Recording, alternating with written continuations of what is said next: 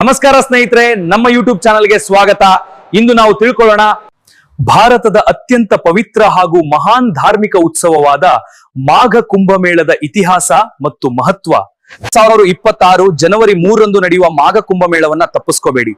ನಮ್ಮ ಪಾಪಗಳನ್ನ ಕಳೆಯಲು ಇದು ದೇವರು ಕೊಟ್ಟ ಒಂದೇ ಒಂದು ಅಪೂರ್ವ ಅವಕಾಶ. ಭಾರತದ ಪವಿತ್ರ ನದಿಗಳ ಸಂಗಮವಾದ ಗಂಗಾ, ಯಮುನಾ ಮತ್ತು ಸರಸ್ವತಿ ನದಿಗಳ ತ್ರಿವೇಣಿ ಸಂಗಮದಲ್ಲಿ ನಡೆಯುವ ಈ ಪವಿತ್ರ ಮೇಳಕ್ಕೆ ಸಾವಿರಾರು ವರ್ಷಗಳ ಇತಿಹಾಸವಿದೆ. ಪುರಾಣಗಳ ಪ್ರಕಾರ ದೇವತೆಗಳು ಮತ್ತು ಅಸುರರು ಅಮೃತಕ್ಕಾಗಿ ಸಮುದ್ರ ಮಂಥನ ಮಾಡಿದಾಗ ಅಮೃತ ಕುಂಭದಿಂದ ಬಿದ್ದ 4 ಹನಿಗಳು 4 ಪವಿತ್ರ ಸ್ಥಳಗಳಲ್ಲಿ ಬಿದ್ದವು. ಅವುಗಳಲ್ಲೊಂದು ಸ್ಥಳವೇ ಪ್ರಯಾಗರಾಜ್. ಪ್ರತಿ ವರ್ಷ ಮಾಘ ಮಾಸದಲ್ಲಿ ಲಕ್ಷಾಂತರ ಸಾಧುಗಳು, ಸಂತರು ಮತ್ತು ಭಕ್ತರು ಈ ಪವಿತ್ರ ನದಿಯಲ್ಲಿ ಸ್ನಾನ ಮಾಡುತ್ತಾರೆ. ಈ ಸ್ನಾನದಿಂದ ಪಾಪಗಳು ನಾಶವಾಗಿ ಆತ್ಮಶುದ್ಧಿ ಮತ್ತು ಮೋಕ್ಷ ದೊರೆಯುತ್ತದೆ ಎಂಬ ನಂಬಿಕೆ ಇದೆ.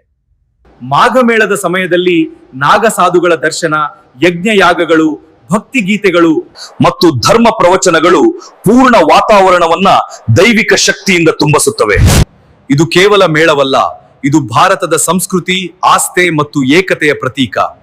ಇಂದಿನ ಕಾಲದಲ್ಲೂ ಮಾಘ ಮೇಳವು ಭಕ್ತಿ ಮತ್ತು ಶಾಂತಿಯ ಸಂದೇಶವನ್ನು ಪೂರ್ಣ ಜಗತ್ತಿಗೆ ನೀಡುತ್ತಾ ಇದೆ.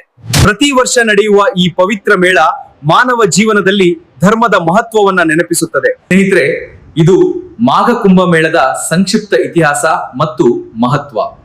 ನಿಮ್ಗೆ ಈ ಮಾಹಿತಿ ಇಷ್ಟವಾದ್ರೆ ದಯವಿಟ್ಟು ಲೈಕ್ ಮಾಡಿ, ಶೇರ್ ಮಾಡಿ ಮತ್ತು ನಮ್ಮ ಚಾನೆಲ್ಗೆ ಸಬ್ಸ್ಕ್ರೈಬ್ ಮಾಡಿ. ಮತ್ತೊಂದು ಆಸಕ್ತಿದಾಯಕ ಕಥೆಯೊಂದಿಗೆ ಮತ್ತೆ ಭೇಟಿಯಾಗೋಣ. ಧನ್ಯವಾದಗಳು.